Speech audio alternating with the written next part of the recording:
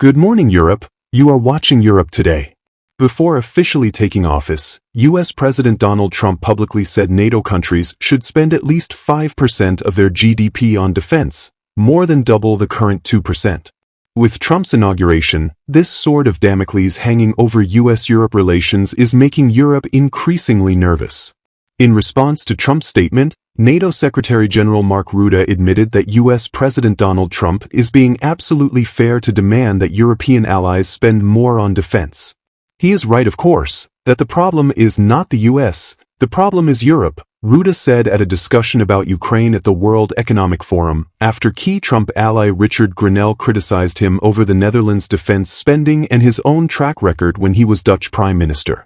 Grenell, now Trump's presidential envoy for special missions, said Thursday that NATO shouldn't accept Ukraine into the transatlantic military alliance unless its members start hitting the group's defense spending targets. We have the NATO Secretary-General talking about adding Ukraine to NATO, Grenell told the Davos panel, tuning in on video from Los Angeles. The American people are the ones that are paying for the defense. You cannot ask the American people to expand the umbrella of NATO when the current members aren't paying their fair share, and that includes the Dutch who need to step up. And so when we have leaders who are going to talk about more and more, we need to make sure that those leaders are spending the right amount of money, he added. Ukraine, which has been under attack by Russian President Vladimir Putin's forces for years now, has unsuccessfully pushed NATO to be admitted to the group. When Rutte was Dutch Prime Minister, the Netherlands regularly failed to meet NATO's 2% of GDP defense spending target. But he's a convert now that he runs the world's most powerful military alliance.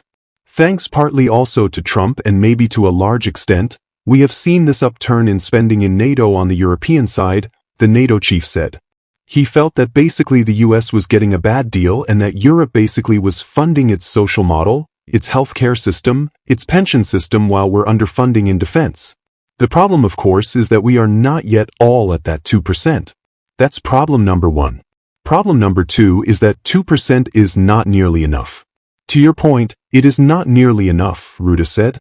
We are safe now, but NATO collectively is not able to defend itself in 4 or 5 years if you stick to 2% now, he added, amid fears that an increasingly belligerent Putin could turn his attention to an attack on a NATO member country. Top EU Foreign Affairs official Kaja Kallas also issued a call for EU member states to wake up when it comes to defense spending.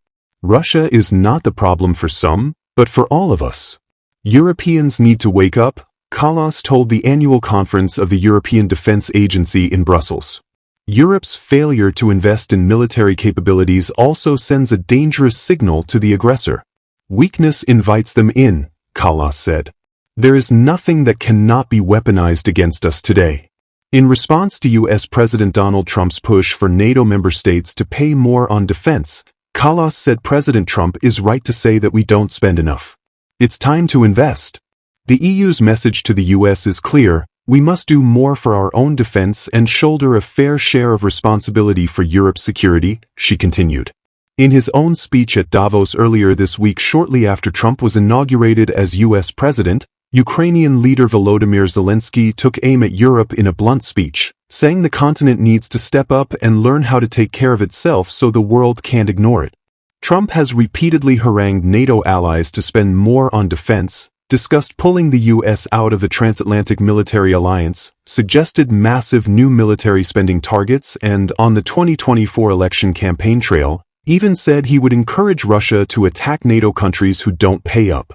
Belgian Prime Minister Alexander De Croo was also at the Davos breakfast panel, and he took the opportunity to remind allies to focus less on sniping at each other and more on the real villain of the moment.